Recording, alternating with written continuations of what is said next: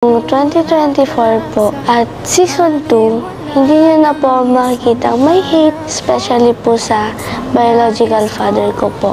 Ayoko na po mapunta sa sitwasyon na nasasaktan po ako at nasasaktan ko rin po sila. Para na din po sa mga kapatid ko. Etong sasabihin ko po ngayon ay gagawin ko po para sa mga kapatid ko at lalo na po kay Nanay Venus. Mami, please po, sorry po, kailangan ko na po ito sabihin. Magiging honest na po ako.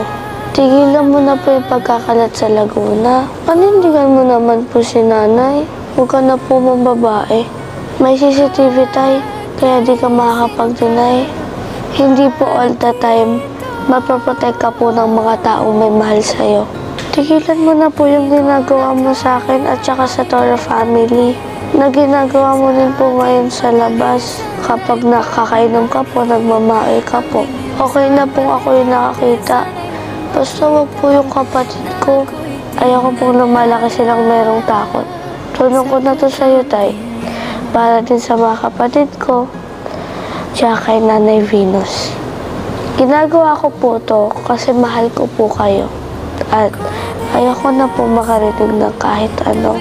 Naawa na po kay nanay. Huwag mo na po siyang bugbugan, Tay. Tay, ito lang po yung magawa ko bilang anak mo po na i-correct ka po. Kasi po wala ka naman pong time sa akin. Hindi po kita makausap ng personal. Kaya dito ko na lang po sasabihin. Sana po makatulong po to sa'yo. Tay, hindi kita sinisira. Inaayos kita. RG, sorry po. Di ako nakapunta sa birthday mo. Pagod na kasi masaktan si ate.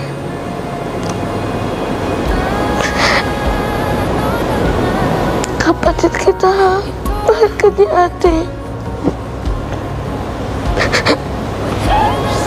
Hindi ka po iniwan ni ate. Sa'yo naman, Ina.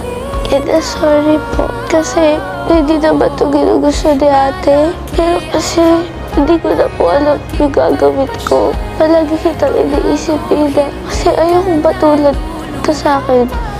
Na nakikita ko yung mga ganun. Iniisip kita palagi.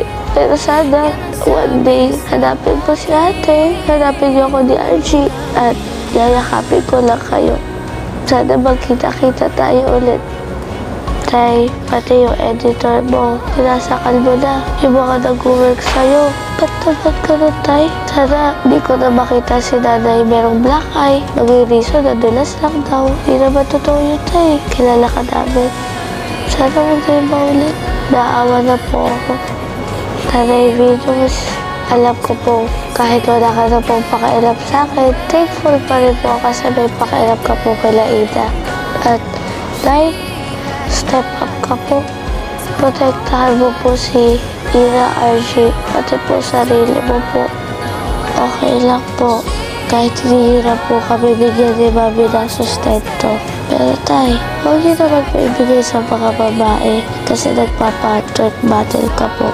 Bigay niyo na lang kila Ina, paggatas niya po, nila RG, o kaya pagkain niyo na lang po.